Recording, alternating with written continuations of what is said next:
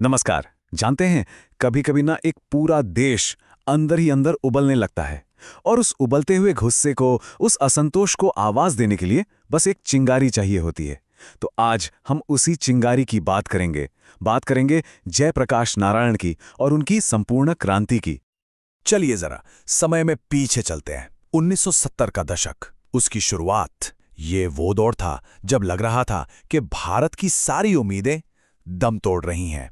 गरीबी, बेरोजगारी, भ्रष्टाचार, महंगाई, ये सिर्फ अखबारों में छपने वाले शब्द नहीं थे।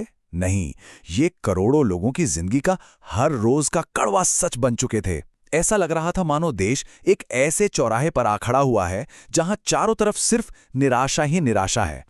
और देखिए, जब सिस्टम पर से, व्यवस्था पर से भरोसा उठने लगता है ना, तो आंखें किसी ऐसे इंसान को खोजती हैं जो कोई रास्ता दिखा सके। तो उस गहरे असंतोष के बीच पूरा देश एक चेहरे को ढूंढ रहा था, एक ऐसा चेहरा जो इस गहरी निराशा को उम्मीद में बदल दे।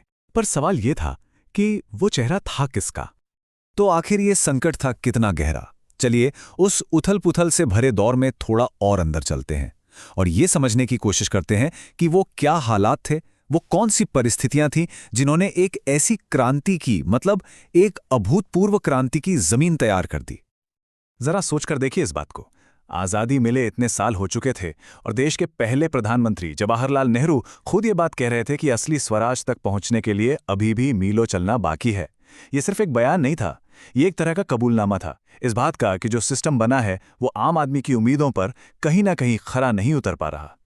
तो इस निराशा और अंधेरे के बीच ना बदलाव की जो पहली चिंगारी भड़की, वो उठी बिहार से।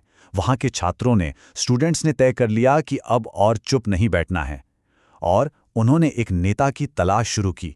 एक ऐसा नेता जो उनके इस आंदोलन को, उनके इस गुस्से को एक सही दिशा दे सके। और जानते हैं ये तलाश उन्हें कहाँ ले गई? एक ऐसे इंसान के पास जो सक्रिय राजनीति से संन्यास ले चुका था। और वो शख्स थे जयप्रकाश नारायण, जिन्हें लोग बहुत प्यार से जेपी कहकर बुलाते थे। देखिए, जेपी कोई आम राजनेता नहीं थे, वो तो आज़ादी की लड़ाई के हीरो थे, जिन्होंने सत्ता की राजनीति से खुद को बिल्कुल अलग कर लिया था। लेकिन अब देश की जो पुकार थी, उसके जवाब में वो एक बार फिर इतिहास के सेंटर स्टेज पर आने वाले थे। अगर जेपी को समझना है ना, तो उनके विचारों की इस पूरी यात्रा को समझना बहुत जरूरी है। ये कहानी एक ऐसे नेता की है जो अमेरिका में मार्क्सवादी बनता है, और वो भी ठीक उसी साल जब लेनिन की मृत्यु हुई। और फिर जिंदगी के दूसरे पड़ाव में वही इंसान विनोबा भावे के साथ अहिंसक सर्वोदय आंदोलन का हिस्सा बन जाता है।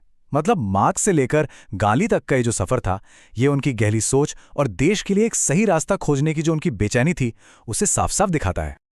तो जब स्टूडेंट्स ने जेपी से आंदोलन को लीड करने की गुजारिश की, तो वो मान तो गए, लेकिन उनकी एक शर्त थी।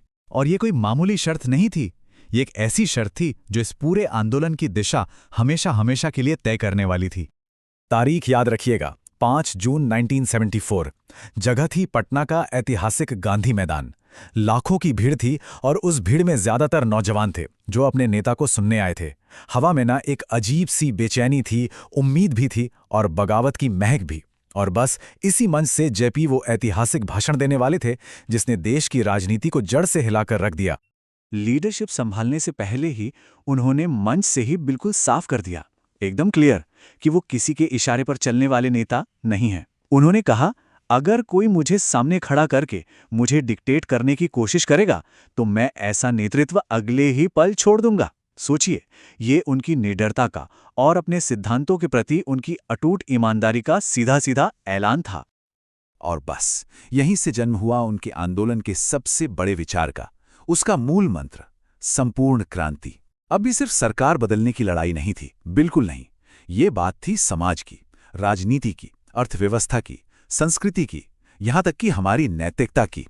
हर एक चीज में, हर पहलू में एक बुनियादी बदलाव लाने की, एक टोटल ट्रांसफॉर्मेशन, ताकि सिस्टम में जो भ्रष्टाचार और अन्याय अपनी जड़ें जमा चुका है, उसे उखाड़कर फेंका जा सके। लेकिन सवाल यह है कि संपूर्ण क्रांति जैसा इतना बड़ा आइडिया जमीन पर कैसे उतरता? आखिर जेपी के वो सिद्धांत क्या थे, वो प्रिंसिपल्स क्या थे जो इस क्रांति की नींव बनने वाले थे? जेपी ने एक बात हमेशा साफ रखी, और ये बात गांधीवादी सिद्धांतों की गहरी छाप दिखाती है। उन्होंने कहा कि मेरी लड़ाई किसी एक इंसान से नहीं है, किसी प्रधानमंत्री से नहीं है, नहीं, मेरी लड़ाई तो उन गलत नीतियों से है, उस अन्याय से है, उस भ्रष्टाचार से है जिसने पूरे सिस्टम को अंदर से खोखला कर दिया है। और पता है, इस क्रांति की मशाल उन्होंने किसके हाथ में दी? छात्रों के, स्टूडेंट्स के। उनसे ये नहीं कहा गया कि बस नारे लगाओ, नहीं, उनसे कहा गया कि जमीन पर उतरकर बदलाव लाओ, घूसखोरी के खिलाफ आवाज उठाओ, जो अवैध कब्जे हैं उनका विरोध करो, और जहां भी अन्याय दिखे उसके सामने दीवार बनकर खड़े हो जाओ। जेपी के लिए यही असली क्रांति थी। अच्छा, इस आंदोलन ने भारतीय राजनीति की नींव तो सच में हिलाकर रख दी, इसमें कोई शक नहीं है। सरकारें गिरी, नए नए नेता उभरे, लेकिन अब इतने साल बाद सवाल उठता है कि इसकी असली विरासत क्या है, इसकी लेगेसी क्या है? क्या यह क्रांति अपने मकसद में कामयाब हुई या फिर एक अधूरी कहानी बनकर रह गई? इस पूरे आंदोलन का एक बहुत ही पावरफुल नारा था, यूथ फॉर डेमोक्रेसी, और ये नारा मानो इस आंदोलन के दिल की आवाज था। जेपी का साफ मानना था कि डेमोक्रेसी को, लोकतंत्र को बचाने और उसे मजबूत करने की जो सबसे बड़ी जिम्मेदारी है वो युवाओं की ही है, क्योंकि भविष्य तो उन्हीं के कंधों पर टिका था। और अंत में यही सवाल आज भी हमारे सामने आकर खड़ा हो जाता है। जिन मुद्दों के लिए जेपी के संपूर्ण क्रांति लड़ी गई थी, भ्रष्टाचार, अन्याय, सत्ता का घमंड, क्या ये सारे मुद्दे आज खत्म हो चुके हैं, या फिर वो क्रांति आज भी अधूरी है और अपने पूरा होने का इंतजार कर रही है? और इसका जवाब हमें इतिहास की किताबों में नहीं मिलेगा। इसका जवाब हमारे आज में, हमारे वर्तमान में छिपा है।